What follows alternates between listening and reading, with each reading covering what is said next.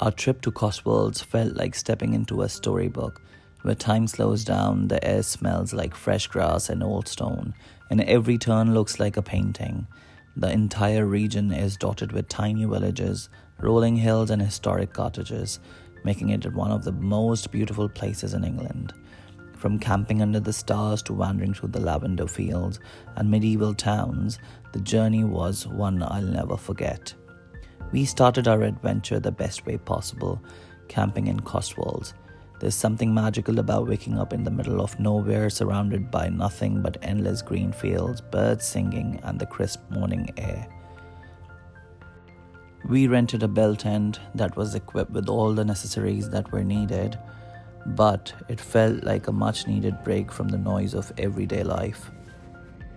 Staring up at the sky through the open flaps of the tent, the stars looked clearer, the air felt fresher, and from the first time in a long time, I felt completely present.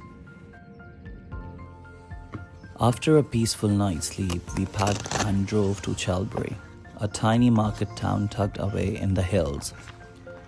It's one of those places where you can tell everyone knows everyone.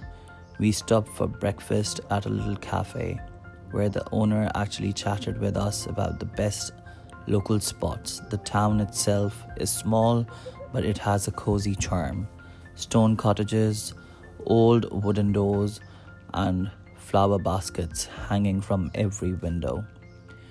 Chalbury is a kind of place you stop for a quick meal and end up staying longer just because it feels so welcoming. We finished our food, took a short walk through the village, and then set up for our next stop. Really?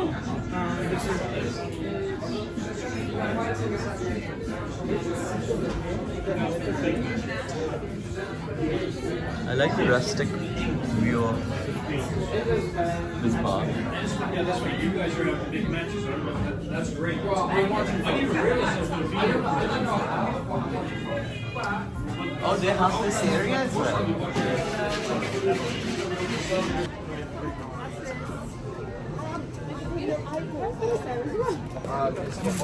Yeah.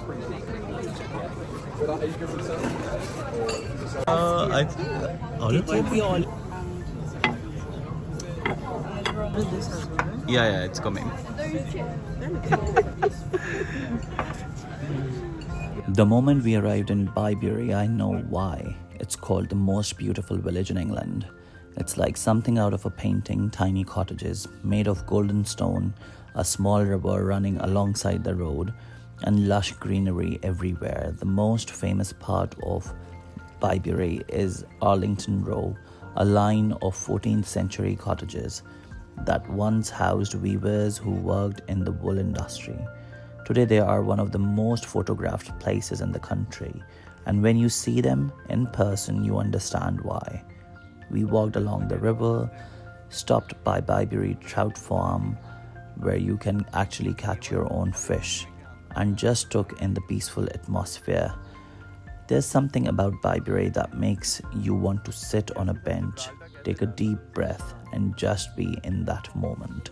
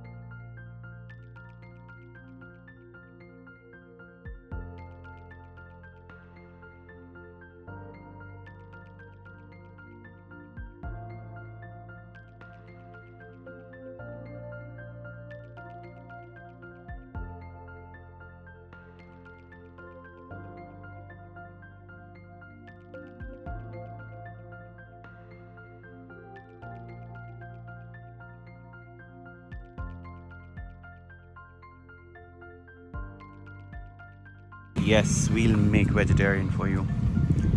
Next, we made our way to Lower Slaughter, which, despite the name, is one of the most peaceful villages in England. The word slaughter actually comes from the Old English word slaw, meaning muddy place. But let me tell you, this place was anything but muddy. A gentle stream runs through the village, reflecting the stone cottages like a perfect mirror. There's 19th century watermill, small wooden bridges, and a narrow pathway that makes you feel like you have traveled back in time. One of the best parts, there were hardly any tourists. I felt like we had the whole village to ourselves, just wandering along the river, soaking in the calmness, and enjoying the pizza and the burger.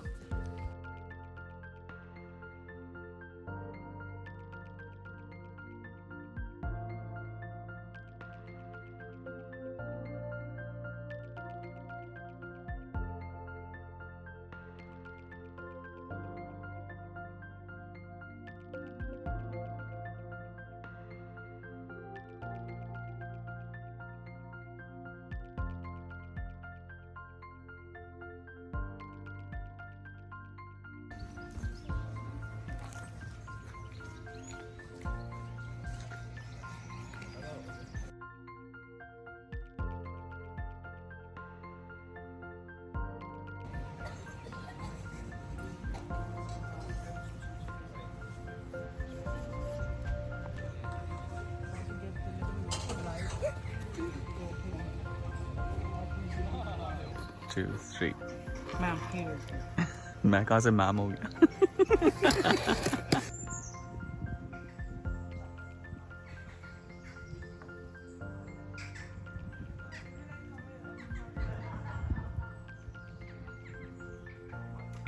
नहीं I get to share it. It's not fun. it's okay. अच्छा you sharing one? Yeah. मैंने I proposed of you too. वो क्या कहते हैं बदनाम ना होंगे क्या तो क्या नाम ना होगा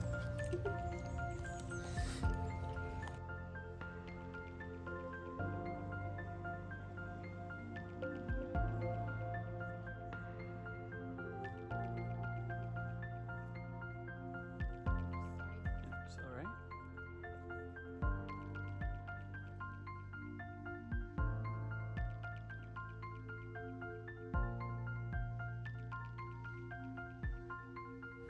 Our next stop was Stow-on-the-Wold, the highest town in Cotswolds. Back in the day, it was a busy market town where thousands of sheep were sold during the trading fairs. Today it's a charming, quiet place with cobbled streets and ancient pubs. But the real highlight here was St. Edward's Church. The church has a wooden door framed by two ancient yew trees, and many believe it inspired the doors of Durin in The Lord of the Rings. Standing in front of it, I could totally imagine Gandalf knocking on the door, waiting for it to magically open.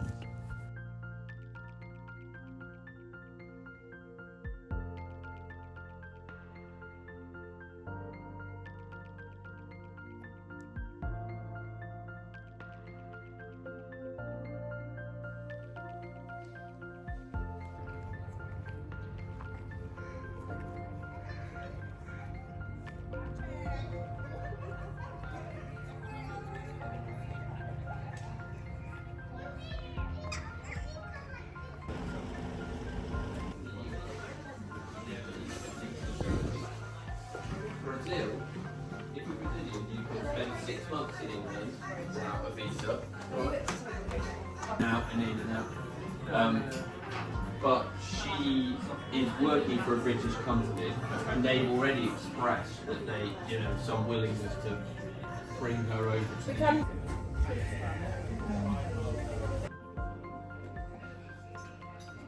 I did actually. Hey, she.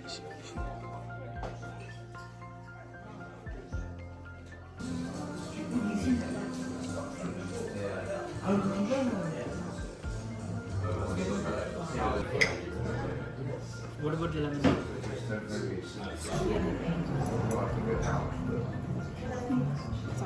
Nice. If I had to pick one place that felt like stepping into a fairy tale, it would be Castlecombe. This village has been untouched by modern times. No streetlights, no new buildings, just pure medieval beauty. Castlecombe has been featured in movies like Stardust and Warhorse, and when you walk through its narrow lanes, you understand why. We spent some time wandering through the quiet streets, taking photos and enjoying the stillness. If there's one place in Cotswolds that truly feels like time stopped, this is it.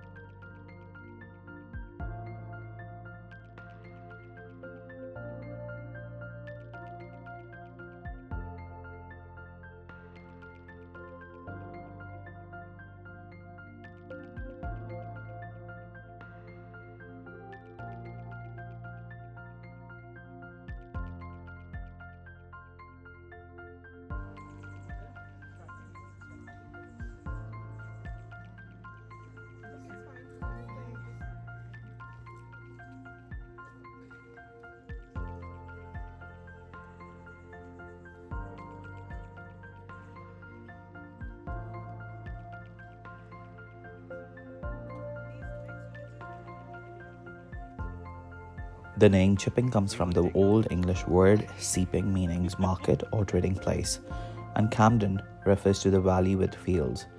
This town was once one of the wealthiest places in the medieval England, thanks to the booming wool trade. In the 14th and the 15th century, rich wool merchants built the grand stone building that is still stand today, making Chipping Campden one of the finest examples of Cotswold's architecture. The town's high street, which remains largely unchanged for centuries, is lined up with the historic buildings, cozy tea rooms, and independent shops. Walking through it feels like stepping back in time.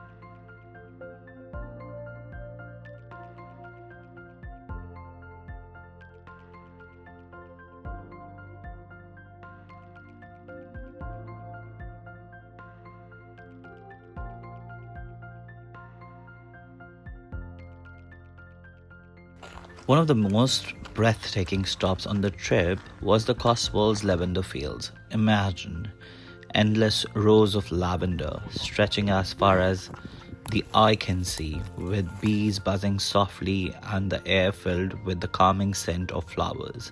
It was absolutely stunning. The best time to visit is June to August, when the fields are in full bloom, stunning the landscape into a sea of purple.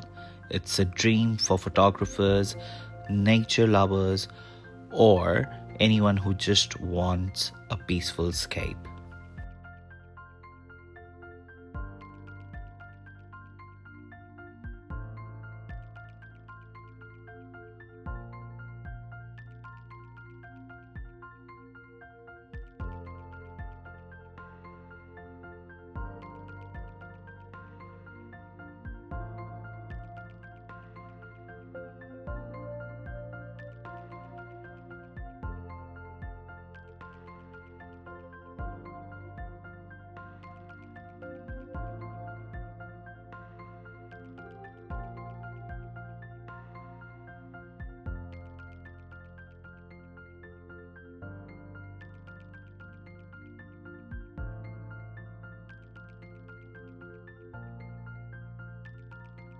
For our final stop, we climbed to the top of the Broadway Tower, one of the highest points in Cotswolds. The tower was built in the 18th century as a folly, a decorative tower meant to look grand rather than serve a real purpose, but today it offers one of the most spectacular views in England.